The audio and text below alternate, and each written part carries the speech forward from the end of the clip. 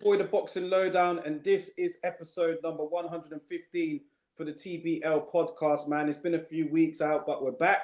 Delighted as always to be joined by the main man right here in the building. That is my father, Laurie from AFTV, DR Boxing in the house. What is going on, man? Good to see you, man. Good to see you. Big night of boxing coming up this weekend. You seemed a bit hesitant there.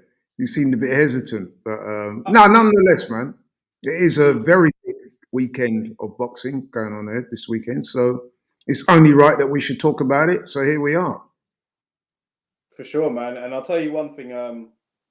I had a lot of dissent, vitriol, a lot of bad things to say about this, but now it's been a while since we've caught up. I know we did speak on it when it was announced, but yeah, considering that we do have Fury and Usyk confirmed, I guess I'm not really as I'm kind of I'm embracing this. It's literally due to the fact that Usyk should be in attendance for this particular event, and the fact that we've got a very good undercard. I know we're going to cook on that today, but yeah, I guess you're probably feeling the same. Where we had a lot of things to say about this particular show, but considering now that Fury and Usyk will be getting it on, We this is what it assume, is, isn't it? Yeah. like a lot of things in life, you start off by having your reservations, and you say how you feel about it at the time. But as time progresses, you come to the realization that, look, this is going to happen regardless of whether we like it or not. It's here now, regardless of what we think it's going to happen. We're probably going to watch it. I'm going to be watching it. I'm doing something for DR Sports, and I would imagine you'll watch it. So I guess, at the end of the day, that's how it is in life, isn't it? So it's here, man. Yeah. Reminder to everyone as well, those that join the show, feel free to share your comments, hit the like button on the way in, and of course, subscribe to the channel if you haven't already. Big up Himanshu, man. He's in the building. He says, hello, guys. Hello to you as well, my brother. Good to have you here, all the way over there from India. So big up Himanshu every single time, man. Let's get straight into it, man. Let's talk about it then. We'll talk about the undercard after this. But obviously, Fury and Ngannou, I had to laugh, right? Because I was online a couple of days ago and I saw a video on YouTube, and it was like a preview and prediction video for Fury and Ngannou. And I was like, what is a preview and prediction video for this particular? This is not worthy of a preview and prediction. This is literally a run out for Tyson Fury. They're selling it as the battle of the baddest, and this is a huge crossover event, and they're doing what they need to do to get the casuals on board. But the hardcores like myself and you and everybody else that will join this show know that this is literally just a money grab, a run out, a big, a trip to the bank for both men. That's pretty much what this is. So we know that there's nothing to really preview and predict here. So what is your thoughts? I mean, have you seen Ngannou on the pads? Have you seen some of the build up? Like, what are you taking from this whole event? Well, let me just say at the outset, and you hinted at it there, it is what it is. It's a money grab.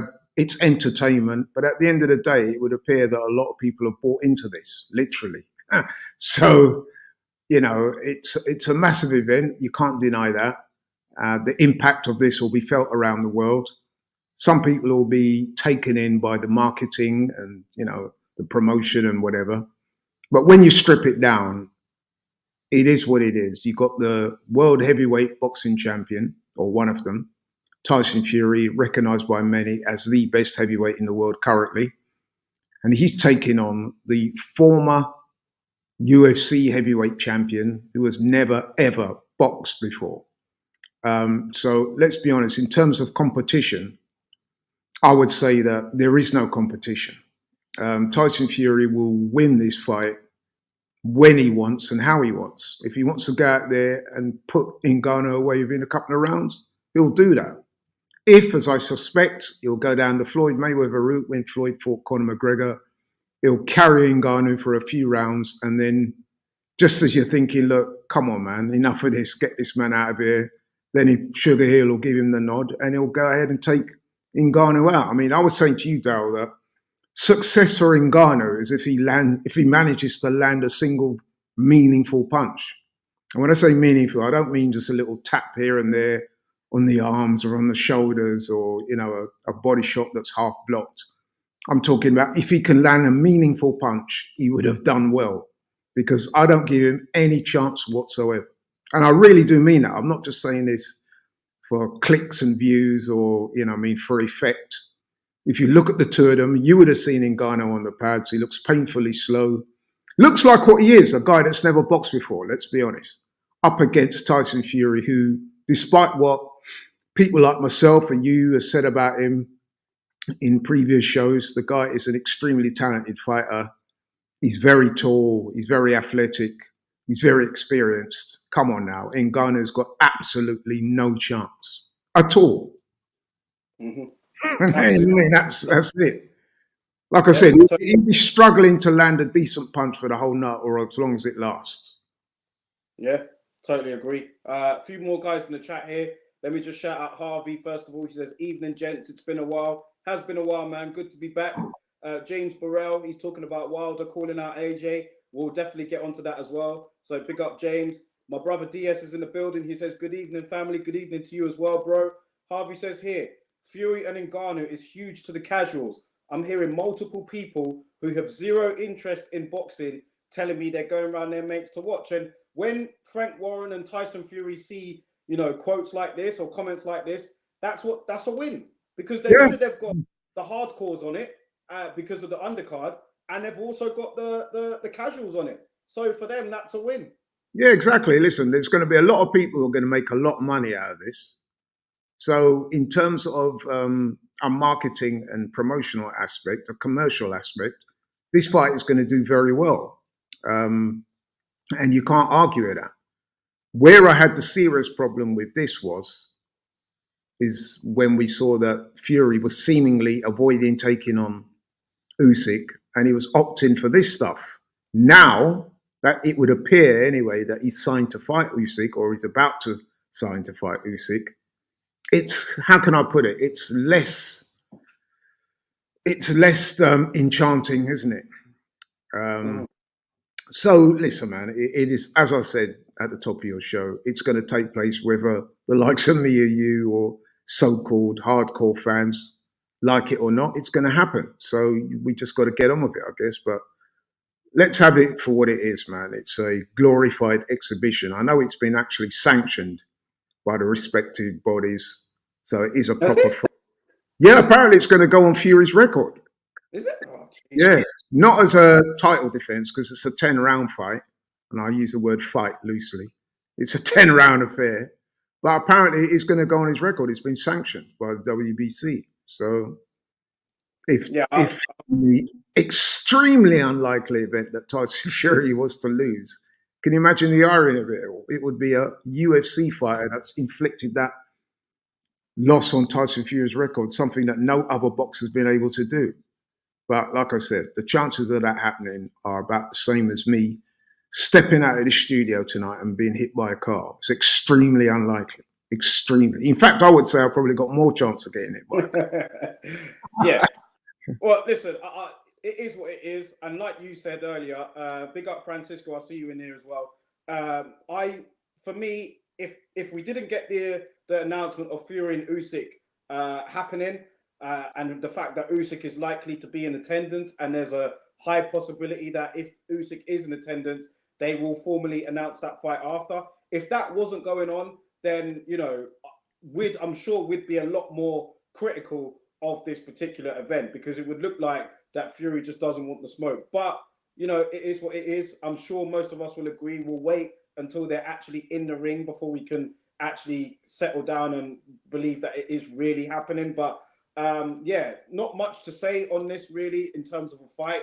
It is what it is. I'm more interested in the undercard, like James Burrell is saying. So when you're ready, man, we'll literally just talk about that, because yeah, you know what? Let's talk about that, because I've said what I'm going to say about Fury and Ngannou.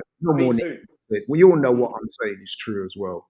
There can't be anybody out there, even those very closely involved with Ngannou. I'm sure deep down they don't think he's going to win. They probably just hope that he can go a few rounds and not pick up too much damage. It's a good thing for Ngannou, by the way. He seems like a very decent man.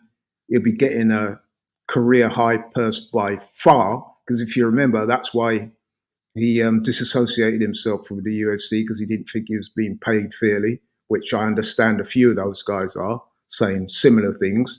So it's good, especially when you look at Ngannou's background. He's, you know what I mean, if you had a cursory glance at his life story, you'll see that this is a man who left Cameroon very young, was an illegal immigrant in Spain and France and various places, was homeless, and now here he is 10 years later fighting for, well, not fighting for the title, but, you know, fighting a fight of this magnitude, earning millions of pounds. You know what I mean? You can't knock him for that. So fair play to him. However, like we said, he's got no chance. But as you said, Daryl, you were quite right. The undercard is actually a very good undercard. In fact, Yes. you could argue that it could top many a show. Some of the undercard fights. I mean, Well, yeah, I just recorded a preview video for the undercard that will go up on the channel separately. But let's start off with the chief support, man. Fabio Wardley against David Adelaide. Now, I'm really looking forward to this. We know that there's a bit of backstory here, and while Fabio Wardley is the favorite, and that is right, and I guess considering the level of opponents that both of them have faced, I really do think that this fight here between the two of them is, you know, as close as it gets. I think that David Adelaide is going to be a tough opponent for Fabio Wardley. I think that David Adelaide is very technically sound. He's got a lot of experience up there with the Furies. I think that he's very confident going into this. I like his body language going into this. He seems very confident of what he needs to do. And listen, I'm not saying Fabio Wardley isn't, but I kind of like David Adelaide's mindset going into this, man. And as you know more than anyone, boxing is more mental than physical. So I think the incident that happened, we all know about the brawl. Fabio Wardley coming out of it the worst, and that wasn't even with Adelaide. That was with one of his mates. But I just think, you know, I saw an interview it was Adelaide's brother, apparently. But anyway, I'm not so sure of that.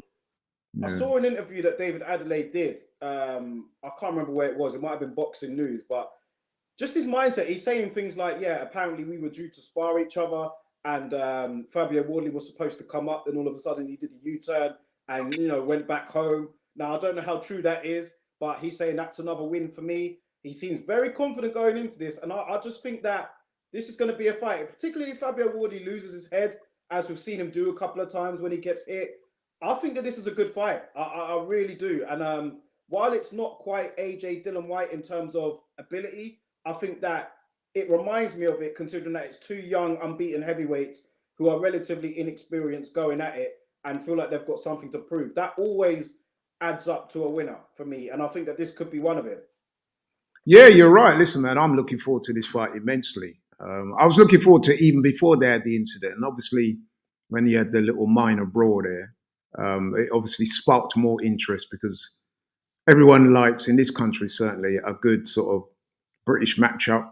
And then, you know, you get a little bit of beef on top. You know what I mean? It gets people excited to watch. And these are two good fighters, let's be honest. There's a little bit of the unknown about Adelaide because we've not seen him at the highest level yet, although he's unbeaten. He's good. There was that one Sokolowski where a lot of people thought he might have lost that. But other than that, I mean, listen, he's a good young fighter. He looks confident. He seems to have all the physical attributes. I like you said, he looks confident. I like his mentality. But you don't really know how he's going to cope with the occasion. It's a big fight. It's not even in Britain. How's he going to handle all of that? But if you look at his boxing background, he has a much firmer base in terms of a boxing background than Wardley, who comes from a white-collar background into boxing, and he's done very well, but he has no real grounding in that regard, whereas Adelaide was a talented amateur. I think he won a junior and senior ABAs. He's boxed for England.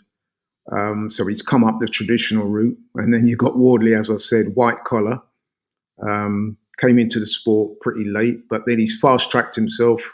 hooked up with Dillian White and those guys, did a lot of sparring, done the rounds, had the fights, unbeaten, had a couple of rocky moments, but to be fair to him, he's come through. And now here he is, British champion. And it's really difficult to pick a winner in this one.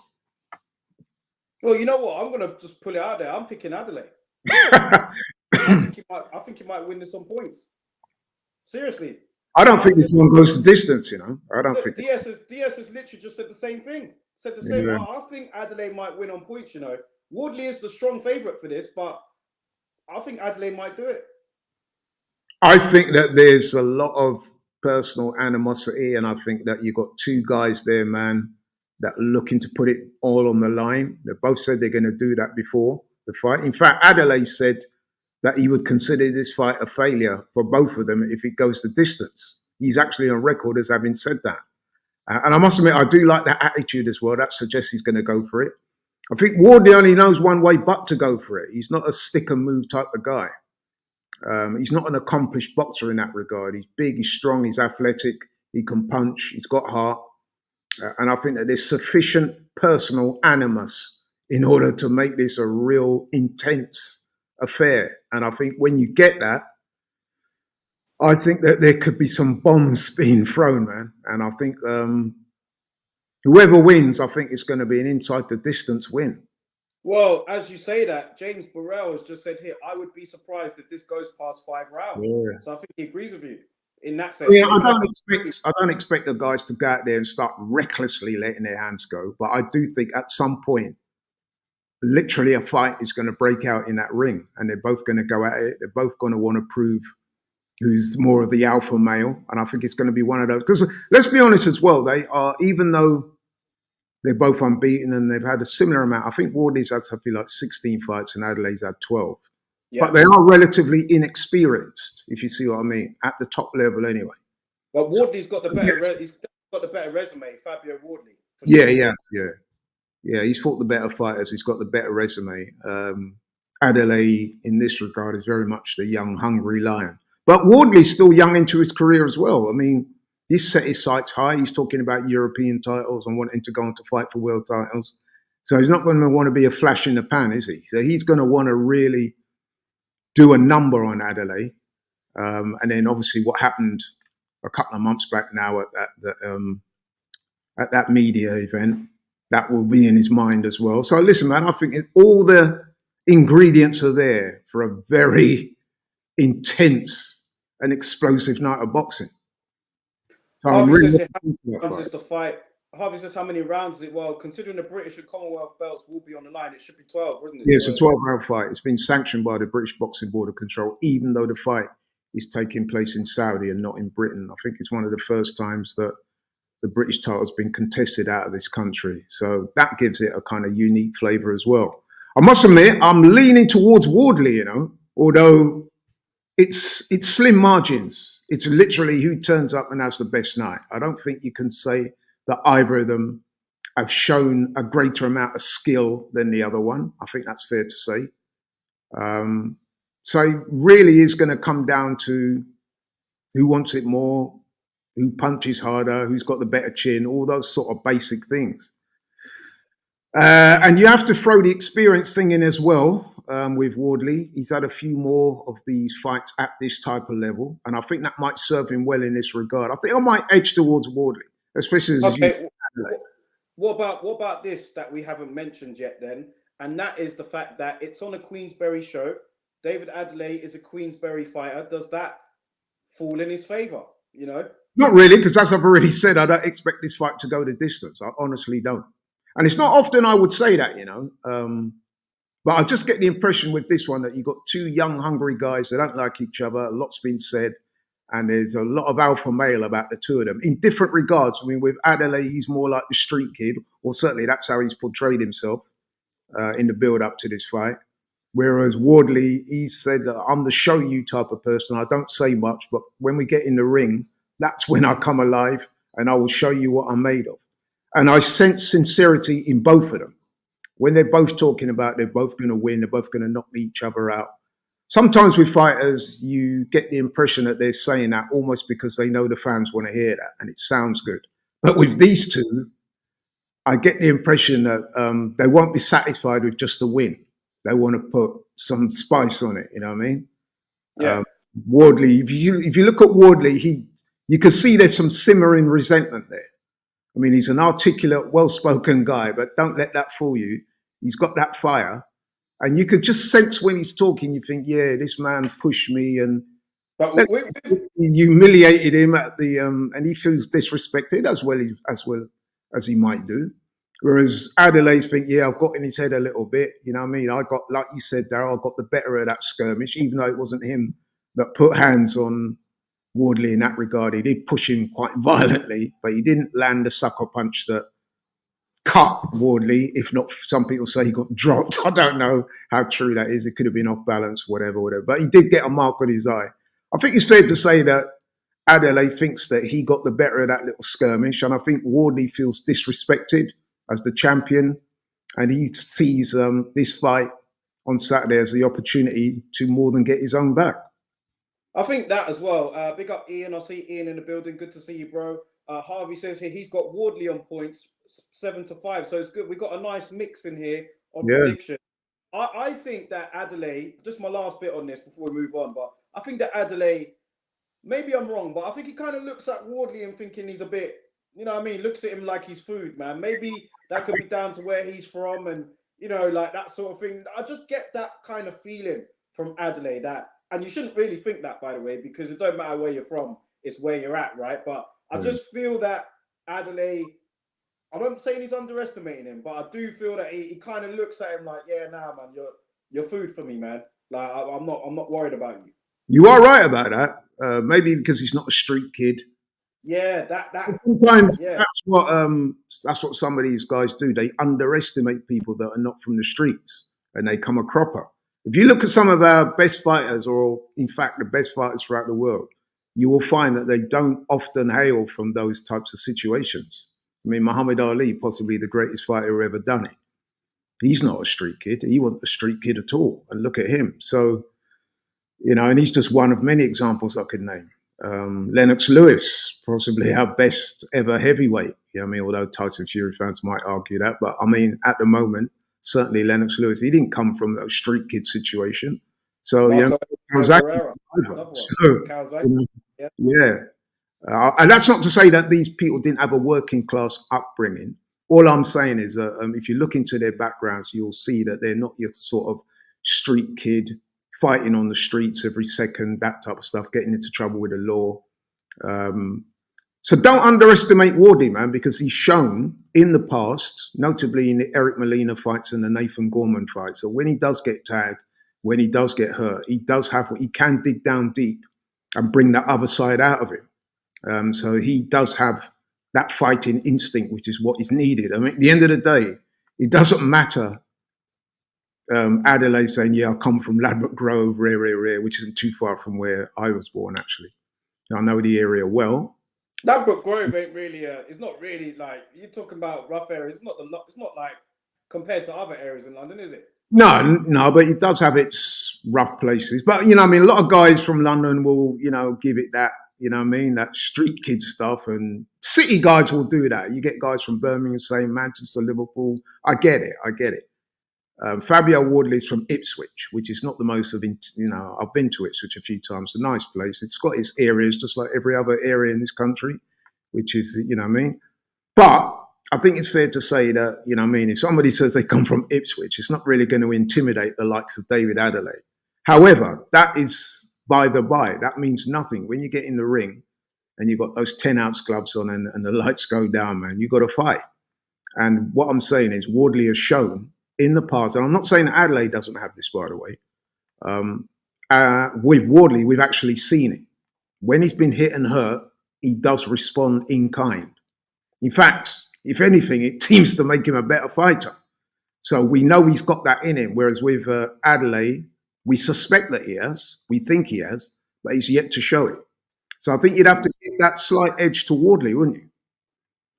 Yeah, we know more about him in that regard than we do about Adelaide. Yeah, but just like that rush of blood to the head don't affect him, you know, like it could go the other way. But it could well do. I mean, and that's what makes this fight so attractive. It's a genuine 50-50 or 55-45 fight. I mean, I'm picking Wardley, but I don't do so with a great degree of confidence because it has to be said that if you look at David Adelaide, he has more, as I said earlier, he's got more of a boxing background. He came up the traditional route. He joined an amateur, I think it was Dale Youth Amateur Club at 14 years old. And what is he now? 26, which means he's been boxing for 12 years.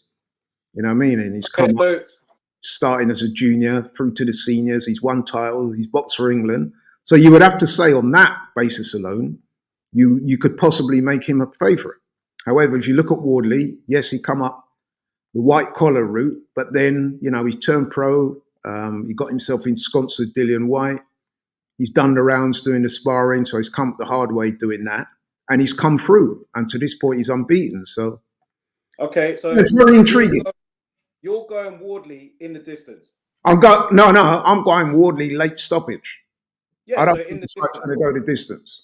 Yeah, so inside the distance, you're going Wardley. Yeah, inside the distance. Yeah, late, about Okay, 9, yeah. 11, something like that.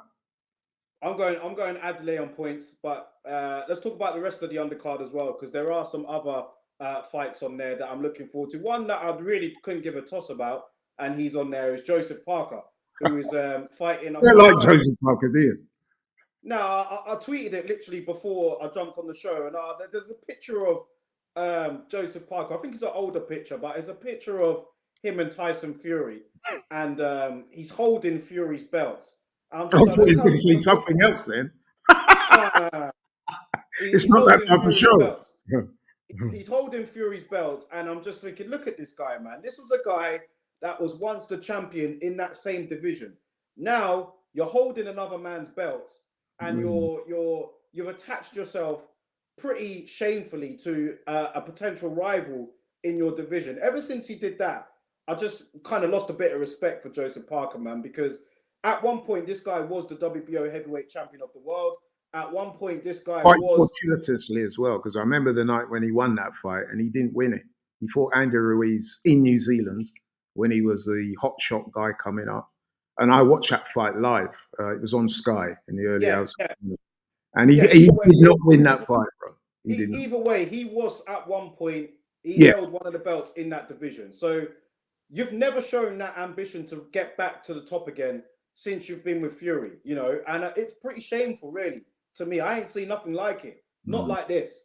No, you are right. I've called him out for that as well. He seems to be known more nowadays for him being a sparring partner and a mate of Tyson Fury's than he is for anything he'd done inside the ring. I've got to give him some credit though. He fought well against Joe Joyce, even though he got a bit of a battering.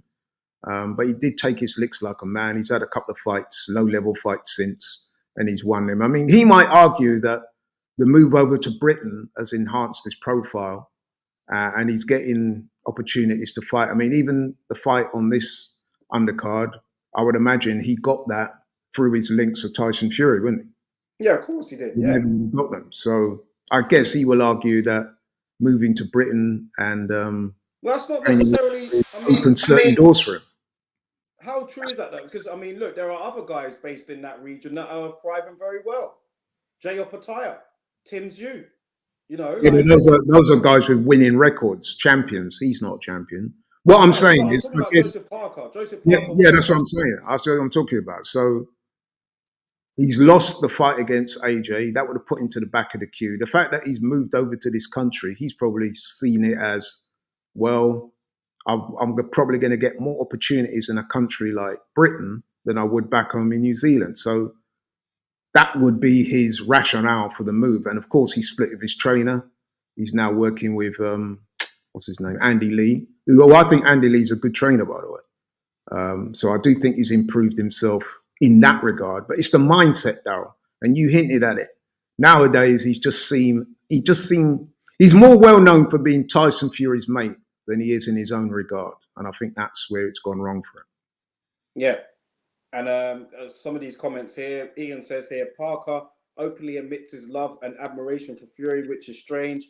DS says here, there's a lot of hype around Parker around 2016, 2017. His career has been underwhelming to say the least. James Burrell says, I don't mind Parker. He's usually in a good fight and everyone can't be the champ. Yeah, everyone can't be the champ. But I just don't really know of a former world champion in that same division that's still an active fighter that laps around after another champion in your same division. I don't really see that. You know, I just don't Well, think. let's be honest, he's never going to be champion again. He was very, very lucky to become champion in the first place. Like I said, he did not beat Andy Ruiz. I watched that fight. They robbed Andy Ruiz. And yes, I would use the word robbery. And since then, you know, his biggest fight was with AJ. He disappointed that night. He talked all that Samoan warrior stuff. He got in the ring and all he did was run around the ring for 12 rounds. And then since then, he's never really looked like a champion. I mean, he lost to Dillian White. He's had 2 fights with Chisora. The first one, to me, definitely lost that one as well. Okay, he beat Derek, but Derek's very shot-worn. He beat a shot-worn Derek in the second fight. And he's not looked all that. He got beat up quite badly by Joe Joyce in the end and knocked out. So he's basically earning a living. That's how I put it. He's earning a living. And I would say the one thing with him hanging out with the Furies is that he's going to get opportunities like he's getting on Saturday night to box on big cards like this. Yeah. What about Bacoli against Takam? That's also on the show. Yeah, I'm looking forward to that. I would we're describe. looking forward to it. I think it's pretty obvious who's going to win it. I don't Who's think there's that? any doubt. Who is that? Well, Martin Bacoli, right? I mean, I'm pretty sure everyone's. No, but why are you saying that? Why are you so sure that he's going to win? I'm playing devil's Well, I advocate. know just Carlos Takam, but I just think Bacoli, Bacoli should win that fight. I mean, I don't. Can I tell you something about Martin Bacoli? I'm getting a bit sick of his sparring stories, man. Because if you listen to this guy and his coach, Billy Nelson, I mean, they must have the best sparring in the world because everyone they've ever, have you noticed that with him? Everyone they've beat has been in sparring. Oh, we knocked out Usyk in sparring. We stopped this, we stopped that. AJ didn't want it, this, that, rare. And listen, I get it. He's a good fighter, but we need to see more of him, man. I mean, you know, it's not like he's coming in unbeaten. He has been beaten before.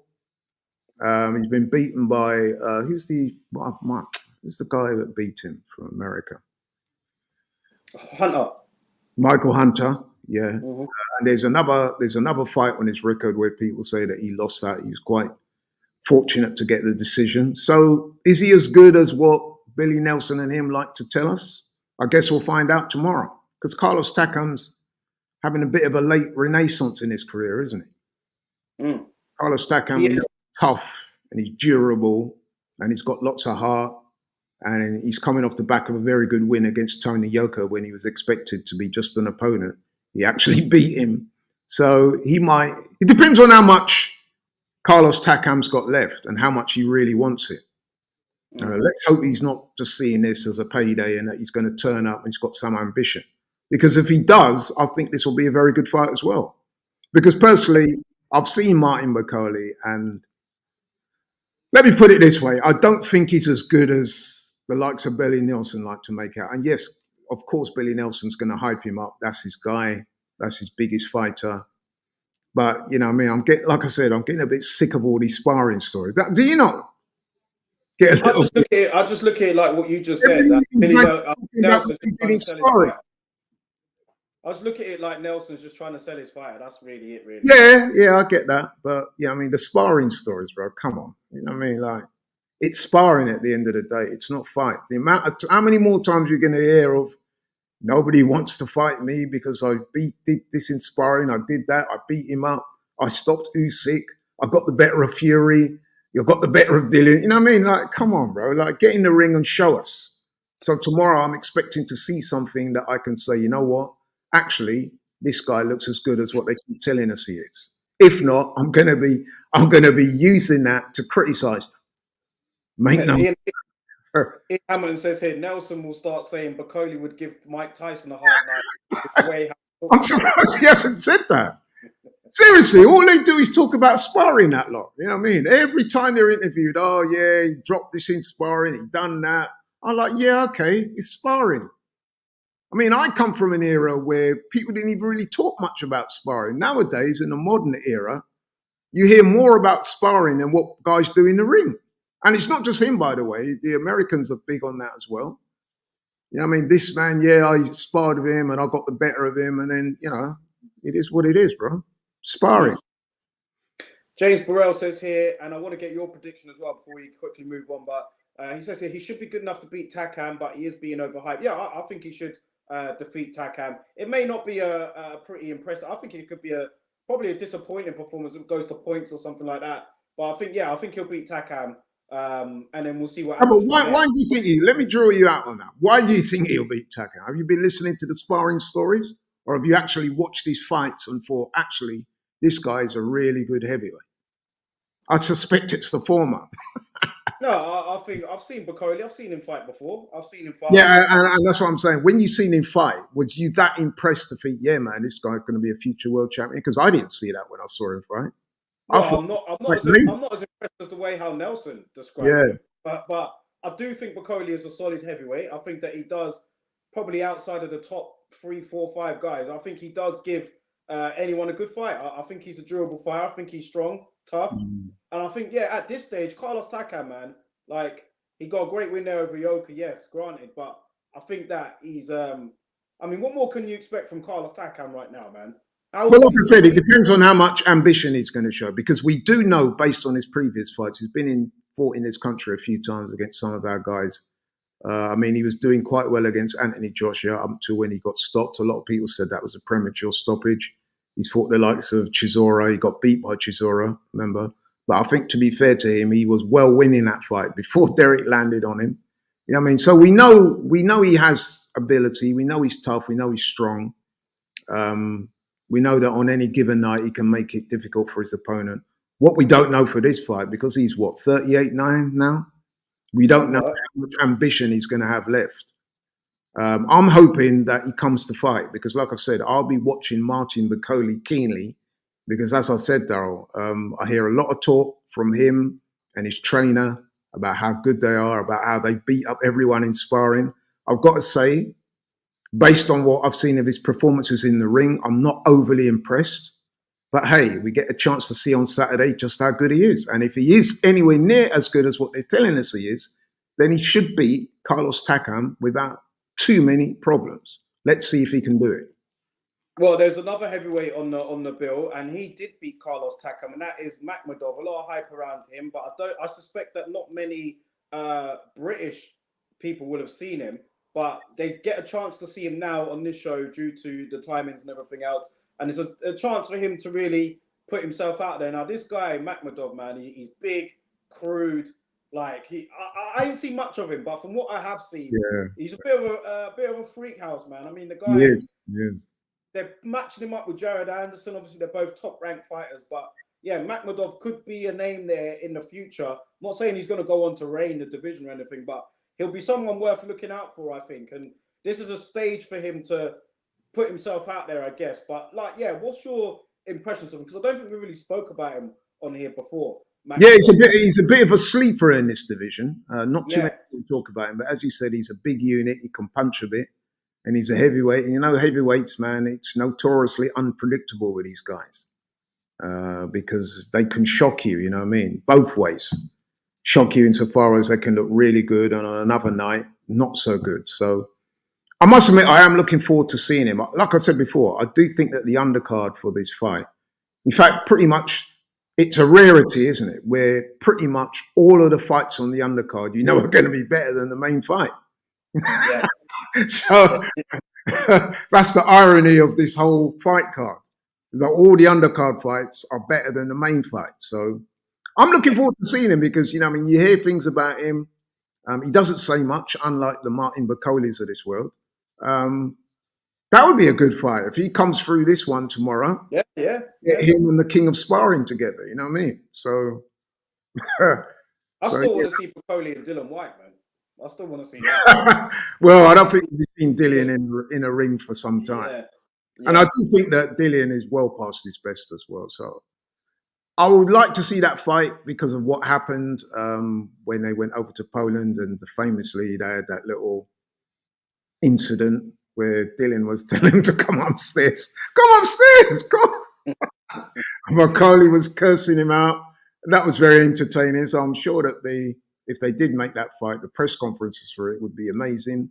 It would be very sellable and pretty entertaining as well, knowing how Dillian fights. But yeah, to go back to what's his name? Makhmadov. Makhmadov. Yeah, yeah, yeah. I've only seen obviously fights on YouTube, and I've heard about him, and I know who he is, but I do want to see him tomorrow just to try and get a proper assessment of how he looks, and we'll take it from. Okay. He could be one of those guys that's in the running. Because let's be honest, the likes of your Fury, Usyk, AJ, and all those guys, they're not going to be around for too much longer. 2-3 years at the top max, I would have thought. So you're starting to look at the guys coming through the next generation, the next wave, and I would imagine Makhmadov is in that group. I'm not saying he'll be anywhere near as good as those guys, but let's see what he's got on Saturday. I'm intrigued again. Yeah, let's see. Let's see. Like I said, yeah, looking forward to the actual show more than the main event. But let's stick with the heavyweight division, man, and we'll talk about Deontay Wilder, who came out, released a video a couple of days ago. He's still fighting. Well, he literally called out AJ on his social media, released a video, and pretty respectful in that video. And Wilder has literally sat out the whole year waiting for AJ. While we can say what we want about AJ in terms of how he's looked, at least the guy is getting in the ring and shaking off that ring rust. He's looking to get back in the ring again, probably in December, January times. And then I saw he mentioned that He would have come out of that darkened room by then. Well, yeah, but he's talking about fighting. Well, AJ's a weird guy, man. But listen, in terms of him in the ring, he's still looking to get active. And Wilder has just been sitting out on the sidelines. And we've seen how that has impacted fighters this year, notably Errol Spence, notably Jamel Charlo, notably, who was it? Was it Cool Boy Steph as well? So these guys that haven't been in the ring or have a bit of ring rust. Deontay Wilder, I don't know who he's going to, if he really is going to just sit out and wait for AJ. But if that is the case, he would have been out the ring for at least 13, 14, 15 months before he gets in the ring. How's that going to affect him? But at the end of the day, he really wants this. He's called out AJ again. Part of me thinks he wants this even more than AJ. But yeah, your thoughts on it, the call out and the fact that Wilder hasn't fought for a year, and whether you think that Wilder does beat AJ at this stage, or whether you still have the same opinion as you did a few weeks back when we did the show. Right, okay. So yeah, Wilder, like you said, he's not fought for, must be nearly getting on for a year and a half now, easily. And even then, when he did fight, it was less than a round of action. He knocked out Helenius in a couple of minutes with a big right hand, very impressive right hand, but he's not had any rounds, you know what I mean? And of course, before that, he was getting beaten up by Tyson Fury. So it's difficult to gauge where Wilder is. Definitely the inactivity won't be doing him any good. He should be not waiting for AJ. He should be trying to get out there in the meantime. Take a similar approach to what AJ's doing, but he seems to want to wait. I mean, I know there was talks of a fight between him and Andy Ruiz, and the two of them are going back and forth, blaming each other, saying that, one saying that you wanted too much money, the other one saying, no, that's not true. You don't want the fight because you deliberately lowballed me. All the usual nonsense that we get from fighters nowadays. But the upshot of all that is that Wilder has not fought in a long, long time, which leads me to think that when he does get the fight, if and when he does get the fight with AJ, I give AJ a very, very good chance of beating Wilder because, and this is for a number of reasons, the inactivity being amongst those. I think that you've said it yourself, Daryl, if you're not boxing, it's all right training, it's all right sparring, but you need to be active, man. You need to get your timing and all the other things right as well. And if you're not fighting, that is a big setback. Secondly, like I said, those grueling fights he had with Fury, is the punch resistance still there? I would argue that it probably isn't. I mean, obviously, when he fought Helenius never landed a punch. So we still don't know what he's like in that regard.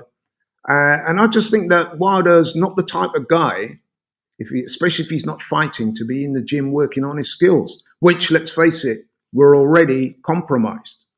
As much as I like Wilder, and I do think he's good for boxing, I do like his personality. He's a massive puncher, and he's got a certain aura about him. But I think you'd have to say, even if you're the biggest Wilder fan, that he doesn't have the greatest skill sets.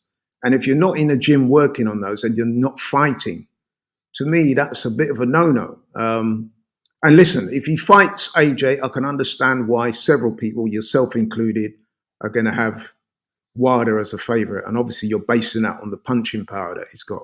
But I just think that if AJ can come up with a game plan and, you know what I mean, try and stick to it as much as he possibly can, I think that there will be openings there in which to beat Wilder. If you look at Wilder's last couple of fights, the footwork looks terrible. His punch resistance doesn't look all the way there. And I think AJ has a massive window of opportunity for beating Wilder. I know that a lot of people not rocking me on that regard, but I maintain it. I think if they fought, like say they have a fight, they announce a fight for say early next year, because it's not going to happen this year, I would make, my money would be on AJ. I really do think that. One thing that doesn't sit well with I would pick Wilder, but one thing that doesn't sit well, and I feel less confident in that pick now, by the way, because of what you said, and also you got to add in the fact that alongside the inactivity, you got to look at the age, man. Wilder is what 37, 38 Yeah. now. You add that in there with the inactivity, man, and the fact that even when you fought Helenius, it was literally one round. Like, so really, it's starting to get more difficult me picking Wilder, and maybe it's the fact that time has passed, and you know AJ, even though he hasn't looked good in those performances, you know he's still been getting in that ring, and Wilder is like he's not been in there. Are you just going to rely on that one shot again? And confidence is the main thing for AJ. I think that really sets the outcome of this fight for me. If AJ has the confidence from what I've been seeing, then I can't really rock with him, man, because he hasn't looked good. But the inactivity and the age and the wear and tear is starting to make me feel a lot less confident in that Wilder pick than I was probably a month or so ago. Like, I Yeah, can't. well, absolutely. And if you look at the two of them, okay, you know, Wilder, we all know he's got the big punch. But one thing I would say about AJ, right, and people do criticize him, and again, I get that he can be quite eccentric at times, hence the 4 days in the darkened room situation. But listen, at least with AJ, he has shown that he wants to be a better version of himself. That's why he's changed trainers. That's why he's gone to America. That's why he's sought to keep active. You know what I mean? So those things encourage me because that shows me that this is a man that takes his profession seriously. He's on the record as saying, I just don't want to be known as a big guy that can punch. I want to improve my boxing skills. And some people laugh at that, but I actually give him credit for that. And you compare that to Wilder, who is basically a guy that says things like, I don't need skills because, you know what I mean, you need to be perfect for 36 minutes when you fight me. The I great need to be perfect the for great 2 quote. It's a great quote, but it's also an insight into his mindset. So he's not that bothered about skills. I mean, I've seen training footage of him working out in his house. You know what I mean? And don't get me wrong, he's got a big house and, you know what I mean, he's set up a ring in his back garden and all that. And he's working with his trainer. That's fine, but he doesn't give me, I don't know, man. He just doesn't give me the impression that he's going to be a guy that's going to lock himself away and really work on his skills in the same way that AJ's taken himself off to, you know what I mean, a different country. He's working with different guys. He's trying to improve himself. I don't see that from Wilder. Wilder just seems to think, oh, I've got a fight coming up. Me and Malik Scott will get together at my house, hit the pads. The man's already said he don't do road work and things like that. You know what I mean? He doesn't seem to be your model consummate professional. Now, I could be wrong. I'm just going by what I've seen. So whilst I do rate Wilder, I don't think he's getting the best of himself, where I think that with AJ, he's constantly seeking to get the best of himself. Despite what you want to say about him not showing confidence and people are saying he looks scared in the ring, and but at least to me, this is a guy that's trying to improve himself. He's trying to get the very best out of what he has. I don't see that with Wilder. And then, like you said, though, you then start to look at his inactivity. You look at the fact that his age, he's getting older, as we all are, but, you know, 30, whatever it is, 7, 8, he's getting on. And I just think, man, that the time could be right for AJ, man. I think if they fight in the next 2 or 3 months, especially if Wilder doesn't get in the ring and shed some of that ring rust, I think that AJ's got an excellent chance of knocking him out. Again, that's a fight I don't see going the distance, because I think that whilst the fight might start a bit cagey, I think after 3, 4, 5 rounds, when they start getting a bit more tired and stuff like that, I think that the bombs are going to fly, and I think AJ could land first, and that might be the difference. Him landing first and knocking Wilder out. Let me give a shout out here. I'm going to read some comments, but first I'll give a shout out to this guy here, Fix Electronics. He says, I caught you gentlemen live. Greetings from Philadelphia. Greetings to you as well, man. I'd love to go to Philadelphia at some point, man. Check it out. I like watching the 76ers out there. Like, not a fan of them, but I do like watching them. I like their players. And yeah, Philly is a place I've always wanted to go to. So shout out to Fix Electronics. I'm not sure if you tune in. Boxing to, yeah, Philly, yeah, for sure. For sure. I'd love to check out the gyms there too. So maybe Fix Electronics can tell us what's happened to Cool Boy Steph, man, because I've not heard anything regarding what he wants to do. You know what I mean? I mean, he got beaten comprehensively by Inoue, but you know, Inoue is a great fighter. So that's no shame, really, is it? It was just a bad night for him. But he's still young enough to come back. But I've not heard anything. Have you? I've not heard literally nothing. I mean, I know that some of the PBC fighters are in a bit of a quandary right now with the Showtime abandoning their boxing program. But yeah, what's happened to Cool Boy Steph? Let's go to some more comments here, man. DS says here, big up Philadelphia. Ian Hamilton says here, I've said before, those 3 Fury fights, they would have taken a lot out of Wilder than what AJ has had in his whole career. I just want AJ in there with him, because I'm always reminded of Nigel Benn wanting Roy Jones Jr., because it would put the fear of God in him. DS has said here, AJ has power in both hands. He has a better punch variation. He has better footwork and a better jab. I lean towards AJ if they ever fight. Yeah. James Burrell says here, I favor AJ despite the identity crisis. I think Wilder is semi-retired and looking for a cash out. Let me just say this about Wilder, yeah? And I note your comments here. I respect all your opinions, but are we having a bit of are we forgetting kind of how AJ's been looking in the ring? You know, didn't look good against Robert Helenius. The fact that his confidence looks pretty shot to bits, AJ. That fight against Helenius, although it was a late opponent, Helenius was really there to make AJ look good, and he didn't look good. If you compare the fights between Wilder and Helenius and AJ and Helenius, it's night and day. AJ had a bloody nose, he had a bloody mouth, he looked like he'd been in a war there, and he was disappointing up until he landed that shot, whereas Wilder cleaned him out. And one thing about Wilder as well, although, you know, I respect what you said there about how, you know, he doesn't appear to be taking the game seriously or doesn't really show that much love for boxing when he's not competing, he's always in very good shape. You know, he's never, ever looked out of shape. And I guess that could be down to just his genetics. He's quite skinny. But, you know, Wilder always looks in shape. So maybe he's doing stuff that we just don't see. Yeah, listen, aesthetically, he does look good. He always looks in great shape. So, yeah, I'm sure he does put the work in. What I was more referring to, though, the skills. Because as I said, Wilder, I don't care how big a Wilder fan you are, you would have to acknowledge that he's not the greatest in terms of skill. In fact, many people will say his skill set is severely compromised. And going back to a point you just raised there, Dara, when you said that AJ's not looked great until he knocks guys out, you could equally argue that with Wilder. In fact, you could make a more of a point for that, because I can't think of anybody that, maybe if you go back to the Stavern fight, the first one, and the Stavern second fight, but how many of those fights did we see with Wilder, even in his heyday, when he was losing on points to people like Artur Spilica, Gerald Washington, people like that? He was getting outboxed by these guys until he landed the equalizer.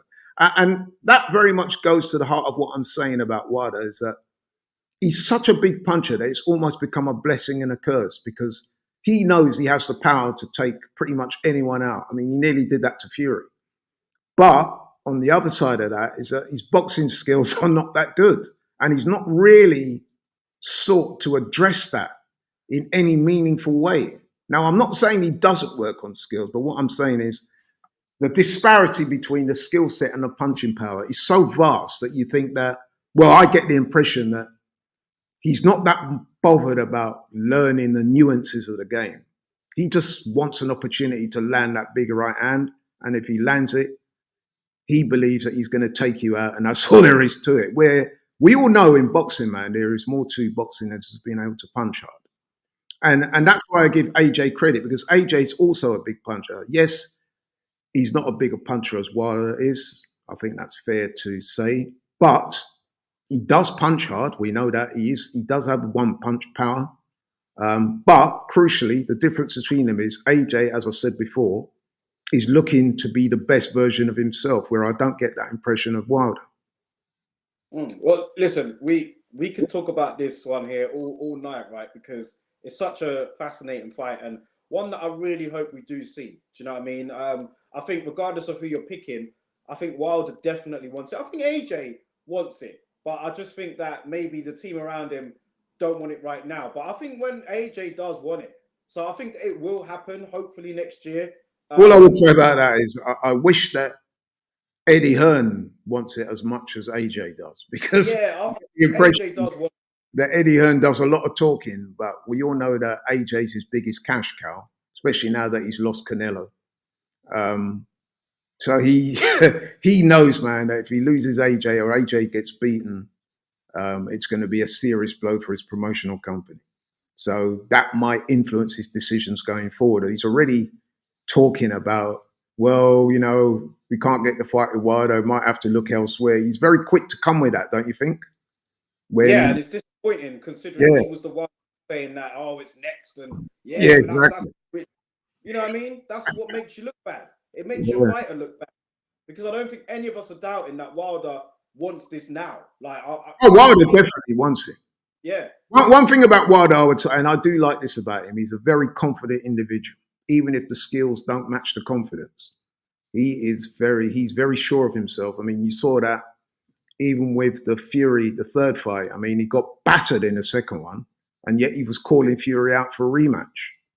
yeah, The third fight, you know what I mean? I mean, the way he got battered in that second fight is kind of like how, maybe not as bad, you know, the Terence Crawford, Errol Spence, and yet there he was pushing for a third fight.